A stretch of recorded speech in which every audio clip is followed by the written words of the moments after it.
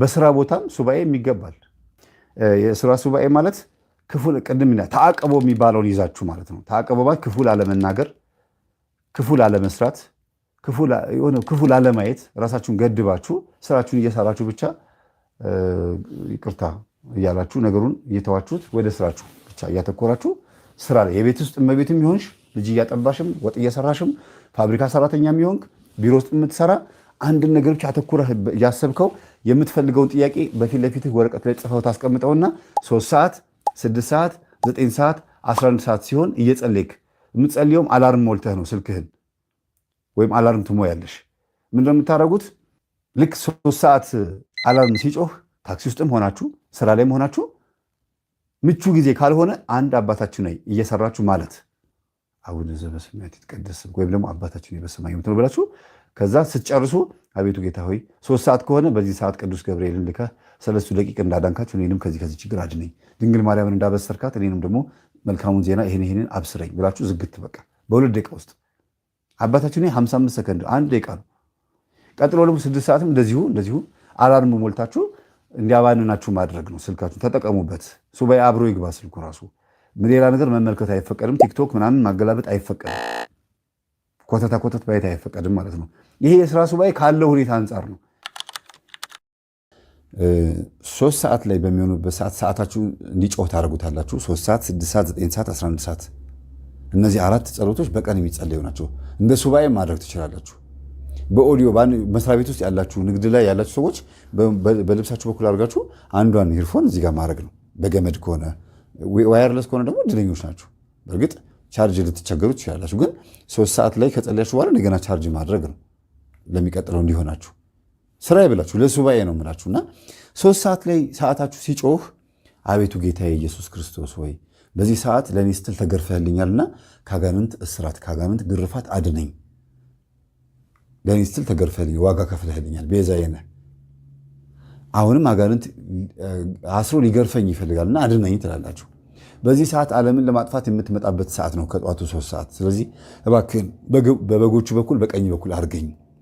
አቤቱ ጌታ ኢየሱስ ክርስቶስ ሆይ አንተ እንድትወለድ ያበሰረህ ድንግል ማርያምን ያበሰራት ቅዱስ ገብርኤል መጥቶ እንዳበሰራት እኔንም መልካም ዜና አብስረኝ። በሕይወቴ ላይ ያለውን መከራ በሙሉ አስወግድልኝ።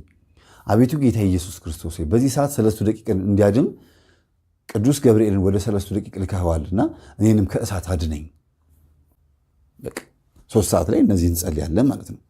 6 ሰዓት በሚሆንበት ሰዓት ደግሞ አጋንንት የሚሰለጥኑበት ሰዓት ስለሆነ እባክህን ከነዚህ ከሚልከሰከሱ ከሚሽለኮለኩ አጋንንት አድነኝ ብላችሁ መዝሙር 90 ትጸልያላችሁ።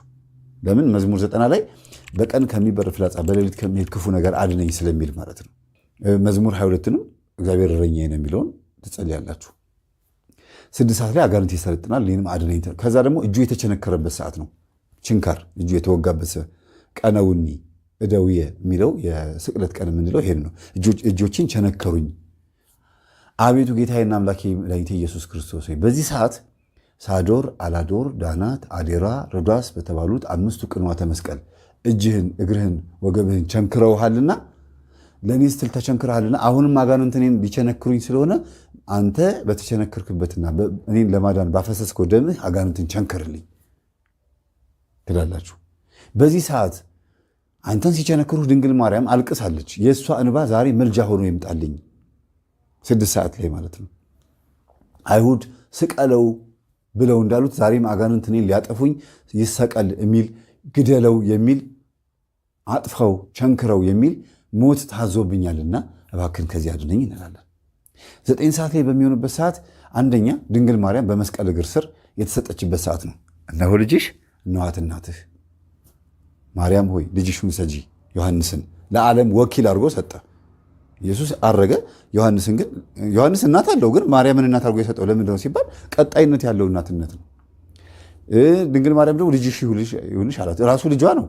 እንደሚነሳ ታውቃለች። ትንሣኤ እንደሚያደርግ ታውቃለች። ማንም አይቀማትም። ዛሬ ምድር ላይ ብታጣ በሰማይ ታገኘዋለች። ግን ልጁ ሰጂ ሲላት እኔ አልሆንሽም ከዚህ በኋላ ማለቱ አይደለም። እናትነቷን ለዓለም ሲያስረክብ ነው። ልጅነቱንም ለዓለም ሲቀበል ነው።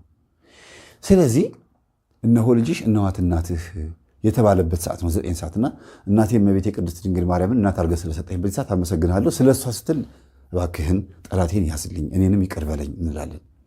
ቀጥሎ ደግሞ ፊያታዊ ዘየማን በቀኝ የተሰቀለውን የማረበት ሰዓት ነው። አልሰገደ፣ ገዳማት ለገዳማት አልዞረ፣ ወንበዴ ነበረ። ግን በመስቀል ላይ ተሰቅሎ አቤቱ ጌታዬና አምላኬ መድኃኒቴ ኢየሱስ ክርስቶስ ሆይ በመንግስት በመጣህ ጊዜ አስበኝ ሲለው እውነት እውነት እልሃለሁ ዛሬ በገነት ከኔ ጋር ትሆናለህ አለው።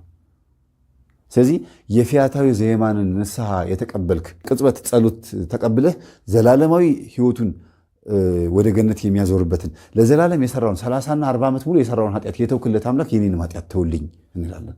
ከዛ ደግሞ 7ቱ ቃላት 13 አይነት ቃላቶችን ተናግሯል። በመስቀል ላይ ሆኖ ተአምራትም ተፈጽመዋል። ጨረቃ ደም ለብሳለች፣ ከዋክብት ረግፈዋል፣ ፀሐይ ጨልማለች።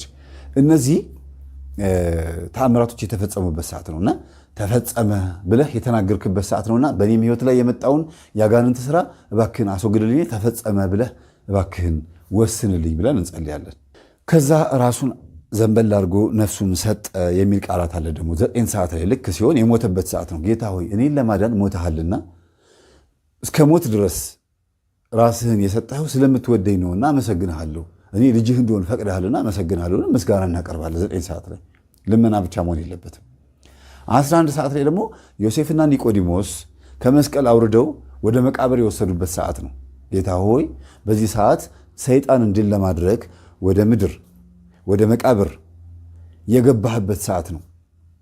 እኔን ግደለው ተብሎ የታዘዘብኝን መንፈስ ልክ እንደዚህ አንተ ወደ መቃብር ገብተህ ሞትን እንዳያስክልኝ የኔንም የሞት መንፈስ ያዝልኝ፣ የታዘዘብኝን የሞት መንፈስ እሰርልኝ።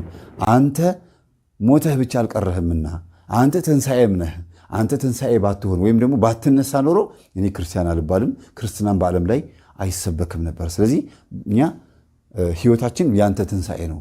ስለዚህ እባክህን ትንሣኤን አቅርብልኝ፣ ሞትን አርቅልኝ፣ ለሞት የታዘዘብኝን ግደለው የተባለውን መተት አክሽፍልኝ እንላለን። ይህንን እስካሁን የነገርኳችሁን ነገር በቃላችሁ ትይዙታላችሁ። ምን ምን እንዳልኩኝ ትጽፉታላችሁ። ጻፉት። አሁን ወደኋላ መልሳችሁ ትጽፉታላችሁ። ከጨረሳችሁ በኋላ ደቂቃውን ይዩት፣ ምን ስንት ደቂቃ ላይ እንደሆነ።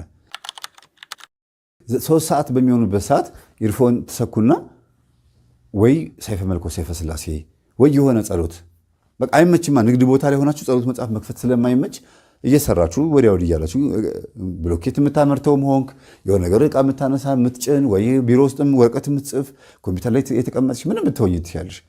ጆሮሽ ላይ ሰክተሽ ጸሎቱን ማዳመጥ ቢያንስ በአፍ እንኳ ባትዩ አዳምጠሽ አሜን ተመስገን ከቻልሽ ደግሞ አብረሹ ማለት በለሆሳስ ወይም ደግሞ እሱ አሜን ሲል አብረሽ አሜን በማለት መከተል።